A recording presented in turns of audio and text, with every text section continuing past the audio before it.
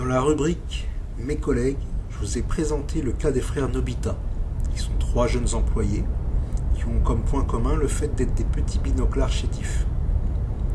Avant de vous présenter le 3e frère Nobita, je tenais à revenir sur les 2 premiers puisqu'il y a eu quelques évolutions entre-temps. Nobita 1, souvenez-vous, était un collègue transféré depuis une autre équipe qui s'était retrouvé dégradé et mis en quarantaine chez nous pour des comportements rebelles. L'insolent avait osé avoir des prétentions salariales. Finalement, il a bien intégré le fait qu'il ne pouvait plus évoluer au sein de la société. Il plafonnait depuis bien trop longtemps et de ce fait, il était condamné à rester célibataire alors que son projet était de fonder une famille.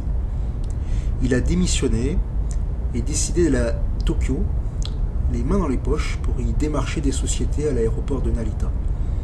Voilà, donc j'ai plus de nouvelles, on lui souhaite bonne chance. Voilà, donc Nobita 2, quant à lui, n'a malheureusement pas réussi à se faire accepter par le groupe. Son intégration est au point mort. Je crois qu'il a un P au casque. Il a des attitudes flippantes entre ses rires nerveux, ses souffles bruyants, son incapacité à rester concentré et les nombreuses erreurs qui en résultent. Tout ça ne peut pas bien finir. Laissez-moi maintenant vous présenter Nobita 3. C'est le plus jeune des 3. Il est aussi le dernier arrivé chronologiquement. Il est brun, chétif, à lunettes, comme on peut en voir des légions au Japon, totalement ordinaire.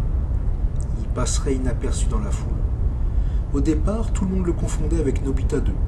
Puis sont arrivées les petites remarques désobligeantes sur certains détails, sa myopie sévère, sa pilosité impressionnante, et une démarche que certains ont décrite comme simiesque. Ils y vont fort. Et effectivement, j'avais déjà vu de tels déhanchements dans la série La planète des singes. Donc, objectivement, il y avait vraiment quelque chose. Encore un profil bien flippant au premier abord, que les femmes de la société ont tout de suite boycotté. Autre particularité, le mutisme et la non-interaction sociale. Il ne se présente pas, il ne donne pas son opinion, il ne cherche pas à connaître et à comprendre les gens.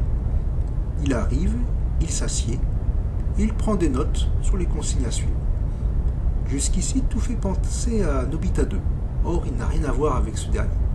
Pour commencer, Nobita 3 est le seul à avoir été embauché en CDI, ce qui au Japon n'est pas si courant à notre époque. Beaucoup de collègues sont intérimaires ou en CDD.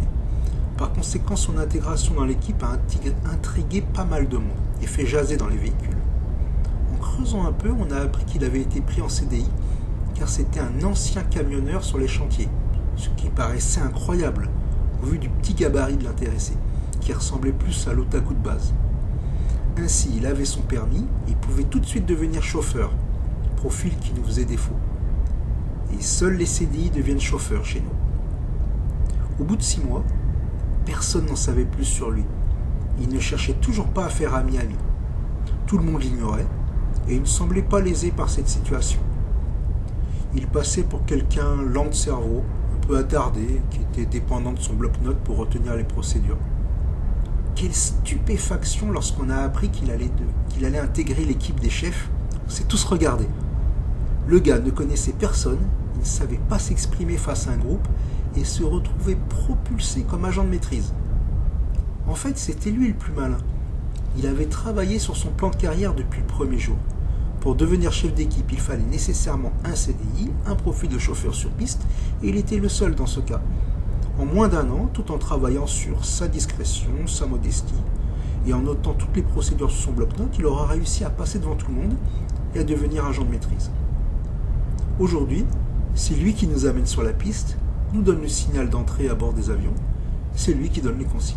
Donc bravo à lui, c'était vraiment bien joué. Personne ne l'avait vu venir, il passait vraiment pour un demeuré auprès des collègues. Je ne m'attendais pas à un tel retournement. Néanmoins, j'avais subodoré qu'il n'était pas comme Nobita 2. J'avais essayé de provoquer des conversations avec lui pour en savoir plus. Et là, j'avais découvert qu'en fait, c'était un gars passionné. Ce petit bonhomme à la démarche étrange était en fait un grand fan de sport et consacre tout son temps libre au basket. Oui, au basket, malgré sa taille tout à fait ordinaire et son corps chétif. Voilà donc pour ce 3e profil, qui montre qu'il n'y a pas que des psychos dans ces jobs physiques, et qu'il y a toujours moyen de progresser quand on a une stratégie viable. Voilà, donc je vous remercie de m'avoir suivi, et je vous dis à bientôt.